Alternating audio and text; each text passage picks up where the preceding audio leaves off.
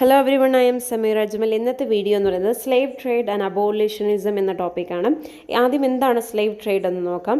ഈ അടിമ വ്യാപാരം, അതായത് ബ്രിട്ടൻ കടൽ കടന്നുകൊണ്ട്, അതായത് അറ്റ്ലാന്റിക് സമുദ്രവും കടന്ന് മറ്റു രാജ്യങ്ങളിൽ നിന്ന് അടിമകളെ സ്വന്തം രാജ്യത്തേക്ക് ബ്രിട്ടനിൽ കൊണ്ടുവന്ന് അടിമ വ്യാപാരം അവരെ കൊണ്ട് പണിയെടുത്ത് ചൂഷണം ചെയ്യിപ്പിച്ചു. അതാണ് ഈ അടിമ വ്യാപാരം എന്ന് പറയുന്നത്. ഏകദേശം ഒരു 1663 കാലഘട്ടത്തിലാണ് ഇവർ ഈ അടിമ വ്യാപാരം തുടങ്ങിയതും.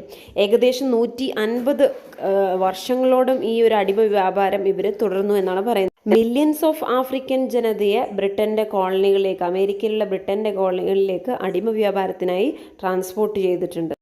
ഇത്തരത്തിൽ അടിമകളാക്കിയിട്ടുള്ള ആഫ്രിക്കൻ ജനതയെ അവർ പലതരത്തിൽ ചൂഷണം ചെയ്തു. അവരെ നിർബന്ധിതപൂർവ്വം ഫാക്ടറികളിലും തോട്ടം പണിക്കായിട്ട് അങ്ങനെ പല രീതിയിൽ അവരെ പണിയെടുപ്പിച്ചു.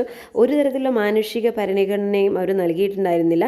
രക്ഷപ്പെടാതിരിക്കാൻ വേണ്ടി അവരെ ചങ്ങലയിൽ ബന്ധിക്കുകയും അതുപോലെ തന്നെ വംശീയപരമായിട്ടും പലതരത്തിലുള്ള പീഡനങ്ങൾക്കും യാതനകൾക്കും അവരുടെ അടിസ്ഥാന അവകാശങ്ങൾ പോലും നിരോധിച്ചുകൊണ്ട് പലതരത്തിലുള്ള യാതനകൾ അവർ അനുഭവിക്കേണ്ടി വന്നു ആഫ്രിക്കൻ ജനത. ജോൺ ഹോക്കിംഗ് ആണ് ആദ്യത്തെ അടിമ വ്യാപാരിയായിട്ട് രേഖകളിൽ കണക്കാക്കപ്പെട്ടിട്ടുള്ളത്. 16-ാം സെഞ്ചുറി ആയപ്പോഴേക്കും ഒരുപാട് ബ്രിട്ടീഷുകാരുടെ ഒരുപാട് കോളനികൾ പല രാജ്യങ്ങളിലായിട്ട് വളർന്നു വന്നു. കോളനികൾ വർദ്ധിക്കുന്നതോടുകൂടി അവർക്ക് ഒരുപാട് തൊഴിലാളികൾ ആവശ്യം വന്നു. അങ്ങനെ ഇവർ കൂടുതൽ അടിമകളെ മറ്റു രാജ്യങ്ങളിൽ നിന്ന് കൊണ്ടുവരാൻ കാരണമായി. ഇത് വളരെ ഇൻറ്റൻസ് ആയിട്ടുള്ള അടിമ വ്യാപാരത്തിലേക്ക് അത് നയിച്ചു. ബ്രിട്ടീഷ് പ്രധാനമായും അടിമ വ്യാപാരം നടത്തിയിരുന്നത് തുറമുഖങ്ങളിലൂടെയായിരുന്നു. ഏറ്റവും ബ്രിട്ടൻ്റെ പ്രധാനപ്പെട്ട 3 തുറമുഖങ്ങൾ എന്ന് പറയുന്നത് ലണ്ടൻ, ബ്രിസ്റ്റൽ ആൻഡ് ലിവർപൂൾ ഇതൊക്കെയാണ്. 1799 സ്ലേവ് ട്രേഡ് ആക്ടിലൂടെ ഈ 3 തുറമുഖങ്ങളിലൂടെയുള്ള അടിമത്തം നിരോധിച്ചിരുന്നു. എന്താണ് അബോളിഷനിസം? ആദ്യം നമുക്ക് അബോളിഷ് എന്ന വാക്കിനകത്ത് നിർത്തലാക്കുക, നിരോധിക്കുക എന്നാണ്. ഈ 18-ാം 19-ാം സെഞ്ചുറികളിലെ ഏറ്റവും സ്വാധീനം ചെലുത്തിയ മൂവ്മെൻറ്റുകളിൽ ഒന്നാണ് അബോളിഷനിസം എന്ന് പറയുന്നത്.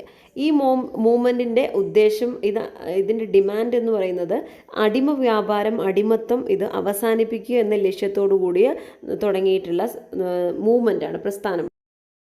ഈ ഒരു മൂവ്മെൻറ്റിൻ്റെ ഭാഗമായിട്ട് അടിമത്തം, സ്ലേവ് ട്രേഡ് നിരോധിക്കാൻ വേണ്ടി ഓർഗനൈസ് ചെയ്ത ഫസ്റ്റ് സംഘടന എന്ന് പറയുന്നത് the society for affecting the abolition of the slave trade എന്ന സംഘടനയാണ്. 1787 ഇത് ഫൗണ്ട് ചെയ്യുന്നത്. ഈ ഒരു സംഘടനയുടെ പ്രധാന ലക്ഷ്യം, ആൻറ്റി സ്ലേവറി മൂവ്മെൻറ്റിൻ്റെ പ്രധാന ലക്ഷ്യം എന്ന് പറയുന്നത് ബ്രിട്ടീഷ് ജനതയെ അടിമത്തം എന്ന് പറയുന്നത് തെറ്റായ ഒരു അപ്രോച്ചാണെന്നും അതുപോലെ തന്നെ ഇതൊരു മനുഷ്യത്വരഹിത നടപടിയാണെന്നുള്ളൊരു ബോധം ബ്രിട്ടീഷ് ജനതയ്ക്ക് ഉണ്ടാക്കാൻ വേണ്ടിയിട്ടുള്ള അത് ക്രിയേറ്റ് ചെയ്യാൻ വേണ്ടി, അവയർനെസ് ക്രിയേറ്റ് ചെയ്യാൻ വേണ്ടിയിട്ടുള്ള സംഘടനയായിരുന്നു ഇത്. ഫൗണ്ടിങ് മെമ്പേഴ്സിൽ ഒരാളാണ് തോമസ് ക്ലർക്സൺ എന്ന് പറയുന്നത്. സീസ്റ്റ് എന്ന് പറയുന്ന ഈ സംഘടനയുടെ ഫൗണ്ടിങ് മെമ്പറാണ് തോമസ് ക്ലർക്സൺ. അടിമ വ്യാപാരം എന്ന് പറയുന്നത് ബ്രിട്ടീഷുകാരെ സംബന്ധിച്ചിടത്തോളം അത് നിയമപരവും മാത്രമല്ല ബ്രിട്ടീഷ് സാമ്രാജ്യത്തിന് ഏറ്റവും അടിസ്ഥാനപരമാണെന്നാണ് അവർ കണക്കാക്കിയിരുന്നത്. അപ്പോൾ ഇത്തരത്തിലുള്ള ഈ ഒരു ചിന്താഗതിയെ മാറ്റി അവർക്കൊരു അവയർനെസ് നൽകാൻ വേണ്ടി ഈ ഒരു സംഘടന ഒരുപാട് എല്ലാ വിഭാഗത്തിലെയും സ്ത്രീകൾ ഈ ആൻറ്റി സ്ലേവറി കമ്മിറ്റിയെ അനുകൂലിക്കുകയും അതോടൊപ്പം അടിമകളെ ഉപയോഗിച്ചുകൊണ്ട് പ്രൊഡ്യൂസ് ചെയ്തിട്ടുള്ള ഷുഗർ പോലെയുള്ള പ്രൊഡക്റ്റുകൾ ബഹിഷ്കരിക്കുകയും ചെയ്തു. മുൻകാലത്തെ അടിമകളായിരുന്നു ഒലൗദ് ഇക്യോന അതുപോലെ തന്നെ ഒട്ടോബ കുഗോന. ഈ 2 പേരും ഈ സിസ്റ്റിൻ്റെ ഭാഗമായിട്ട് നടത്തിയ ക്യാമ്പയിനിൽ പാർട്ടിസിപ്പേറ്റ് ചെയ്തിരുന്നു. അതുമാത്രമല്ല ബ്രിട്ടനിലെ ആഫ്രിക്കക്കാരുടെ സംഘടനയായിട്ടുള്ള സൺസ് ഓഫ് ആഫ്രിക്ക എന്ന സംഘടനയിലെയും അംഗങ്ങളായിരുന്നു ഈ 2 പേരും.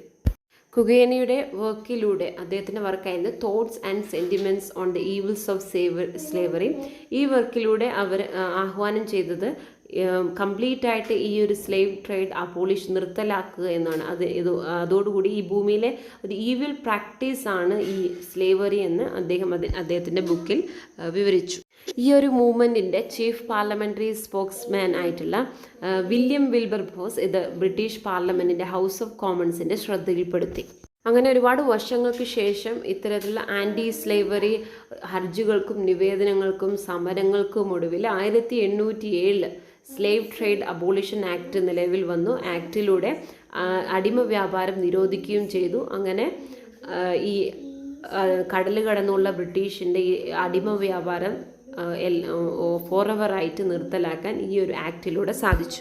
1833 ഇമാൻസിപ്പേഷൻ ആക്ടോടുകൂടി അടിമകളായിരുന്നവർക്ക് നഷ്ടപരിഹാരമായി 20 മില്യൺ പൗണ്ട്സ് അനുവദിച്ചു. ഇതോടുകൂടി അടിയന്തരമായിട്ട് ഒരുപാട് കാലത്തോളം നിലനിന്നിരുന്ന ഈ അടിമ വ്യാപാരം നിർത്തലാക്കി. ഇത് നമുക്കറിയാം, ഇതൊരു സംസ്കാരത്തിൻ്റെ ഭാഗമായിരുന്നു. ആ ഒരു സംസ്കാരത്തിൻ്റെ ഭാഗമായിട്ടുള്ള അടിമ വ്യാപാരം ഇതോടുകൂടി നിർത്തലാക്കാൻ സാധിച്ചു. എങ്കിലും പൂർണ്ണമായിട്ടുള്ള ഒരു അടിമത്തത്തിൽ നിന്നുള്ള ലിബറേഷൻ സാധ്യമാകാൻ ഒരുപാട് ദശകങ്ങൾ എടുത്തു എന്നാണ്, ഡിക്കേഡ്സുകളോളം എടുത്തു എന്നാണ് പറയുന്നത്. അപ്പോൾ ഇത്രയൊക്കെയാണ് സ്ലേവ് അടിമത്വവും അതുപോലെ തന്നെ അബോളിഷനിസം എന്ന ടോപ്പിക്കിനെ കുറിച്ച് പറയാനുള്ളത്. വീഡിയോ ഉപകാരപ്രദമായ ലൈക്ക് ചെയ്യാനും കമൻറ്റ് ചെയ്യാനും മറക്കരുത്. That's it. I M Sameer Ajmal signing off.